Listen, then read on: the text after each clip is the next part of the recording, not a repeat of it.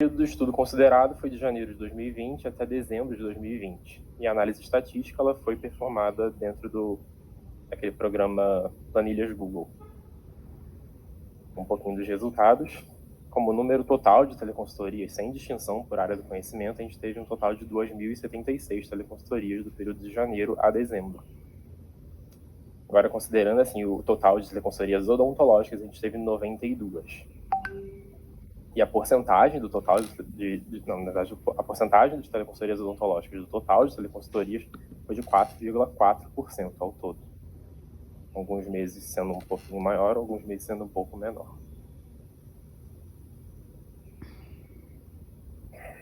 Considerando agora, então, o número de teleconsultorias odontológicas com conteúdo relativo à Covid-19, nós tivemos um total de 17 das 92 que nós tínhamos antes. E a porcentagem foi de 18,5%. Então, começava com verdadeiro ou falso, e aí todo um comunicado como se fosse um comunicado emitido pela Fiocruz, né? E aí é importante ver assim, como é que as teleconsultorias elas têm um papel assim, importante no desempenho de uma odontologia baseada em evidência, principalmente durante a pandemia do coronavírus, né? 4 minutos. Sendo a categoria profissional dos teleconsultores, o que mais se destacou foram cirurgiões dentistas clínicos gerais, mas a gente teve várias outras categorias profissionais, como enfermeiros, agentes comunitários de saúde. Considerando a categoria profissional dos consultores para conteúdo relativo à Covid, a gente também teve como máximo assim, os dentistas clínicos gerais, seguidos de auxiliares em saúde bucal da estratégia da saúde da família, com um número bem relevante também, 5, né, 29,4% do total. Para concluir, a gente pode dizer que as diretrizes de biossegurança são o principal tópico nas teleconsultorias odontológicas com conteúdo relativo à Covid-19 e que os cirurgiões dentistas clínicos gerais são os principais solicitantes dessas teleconsultorias. Ficou. Eu não estou compartilhando mais a tela, mas a gente vê que, assim, tanto nas teleconsultorias médicas quanto nas odontológicas, a gente vê que o período ali de março foi onde tiveram mais teleconsultorias. Então, a gente consegue ver que, assim, a média ali para janeiro, fevereiro era de 150, assim, ao todo. Quando chega a março, tiveram um boom de 400 teleconsultorias.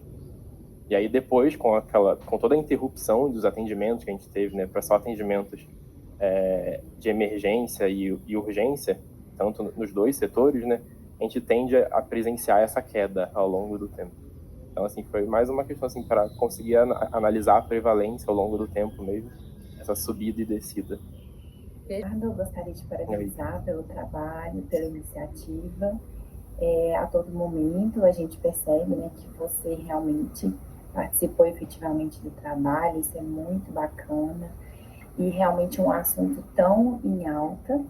E a minha pergunta é, porque você disse ao longo da apresentação que vocês usaram dados de uma unidade parceira da faculdade de vocês, certo? Uhum. Eu queria saber se vocês têm outras parcerias, se surgiu algo inédito em relação a outra faculdade, como que foi o planejamento assim, para vocês desenvolverem o estudo? Então, na verdade, a gente decidiu fazer, assim, a parceria com o Hospital Universitário, né, da Universidade Federal do Maranhão, ela já vem há um longo tempo com o Grupo Site, que é o grupo que eu trabalho junto com a professora Anistela lá na FAUSP. E aí a gente decidiu fazer essa pesquisa porque, assim, mesmo ele já tem esse serviço de teleconsultoria desde 2018, para falar a verdade. E até antes, acho que até desde o comecinho de 2017, para falar a verdade. Só que nunca tinham feito nenhuma análise do conteúdo referente a essas teleconsultorias desde lá, nem pesquisadores de lá, nem pesquisadores daqui. E aí, como a gente tem essa atuação muito próxima, assim, em vários grupos de pesquisa, não só relativos à telesaúde, mas também de educação continuada em saúde, de desenvolvimento de cursos gratuitos online para profissionais de saúde da atenção primária, a gente pensou assim, acho que é importante algum dos dois grupos realizar essa análise, porque a gente vai conseguir perceber assim, o que esses profissionais estão com mais dúvida nesse meio tempo. E a partir disso, assim, considerando essas dúvidas, o que a gente pode desenvolver para ajudar os profissionais da atenção primária, sabe?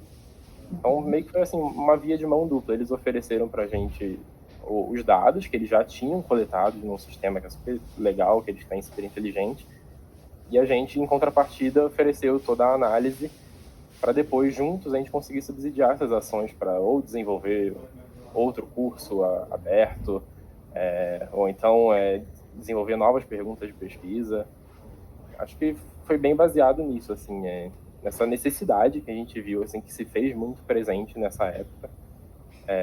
Não só por causa dos dois grupos, mas assim, por causa do Brasil como um todo, né? A gente sabia que tinha um grande problema, assim, em relação às dúvidas que os profissionais poderiam vir a ter durante esse período.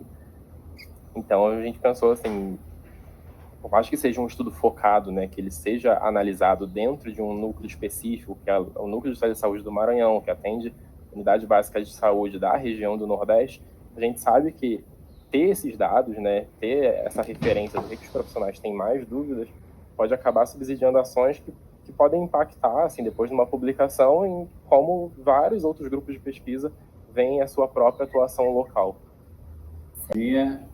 Parabéns, Leonardo, pela sua pesquisa, pela sua apresentação. Gostei dos slides, estavam bem claros para entender a pesquisa, não é? A minha pergunta é mais focada assim, vocês fizeram então uma coleta de dados, não é? Com a instituição parceira que está num outro estado, numa outra macro-região do nosso país, não é? O quanto que isso, ou quanto que os dados que vocês coletaram podem ser transportados para a nossa região, para o nosso estado, vamos dizer assim, para São Paulo. Então, você está aí na FOSP para São Paulo. Então, assim, o quanto que os dados que você viu lá, não é, no parceiro em Belém, podem reportar a realidade de São Paulo. Porque a gente sabe que São Paulo é um mundo novo, não é? É outra história, tem... Mas, assim, o quanto que pode ser transportado da realidade que vocês viram com esses dados para a realidade da nossa região? Então, acho que é bem próximo, assim, do que eu conversei com a professora Tamires agora. Acho que, óbvio, se a gente fizesse essa pesquisa, assim, considerando um outro local de atuação, né, vamos supor que ela fosse num contexto diferente, realizada num núcleo de saúde daqui da região de São Paulo. A gente teria, óbvio, respostas diferentes, dados diferentes, mas acho que a grande questão, assim, que a gente quis analisar com a pesquisa é essa recorrência de dúvidas, assim, quais são os assuntos que os profissionais mais têm dúvidas. E acho que esses assuntos, assim, eles não são, assim, focados, não são assuntos localizados, porque diferente quando a gente tem, sei lá, uma determinada condição que afeta uma determinada macro-região do Brasil, e a gente vê que as unidades básicas de saúde se adaptam para solucionar aquele problema X naquela região, a gente tem todo um quadro que é totalmente específico. Mas, considerando a pandemia do coronavírus, a gente teve uma atuação, assim, generalizada no Brasil. Todo o Brasil foi afetado, todo mundo foi afetado. Então, a gente espera que os dados que a gente tem, assim, principalmente em relação a dúvidas mais frequentes, mais recorrentes desses profissionais, elas sejam quase que um paralelo do que a gente encontraria aqui em São Paulo, entende? Eu acho que, assim, muita coisa mudaria. Acho que até em questão de números, a gente teria números muito maiores na nossa pesquisa se a gente analisasse um núcleo de telesaúde aqui da região de São Paulo, porque são mais unidades básicas de saúde, mais pessoas que solicitam, mais teleconsultores respondendo as perguntas. Mas acho que em relação à recorrência de dúvidas, a gente teria algo bem próximo daquilo. As diretrizes de biossegurança realmente eram a nossa grande hipótese do que seria o mais recorrente mesmo, porque como ninguém entendia muito bem como funcionava o coronavírus, ninguém entendia como é que ia funcionar o atendimento nesse período trans-pandemia, depois no pós-pandemia também, né? Então, acho que é bem assim, a gente queria mesmo encontrar esse paralelo entre o que a gente poderia observar lá e que seria aplicável aqui também.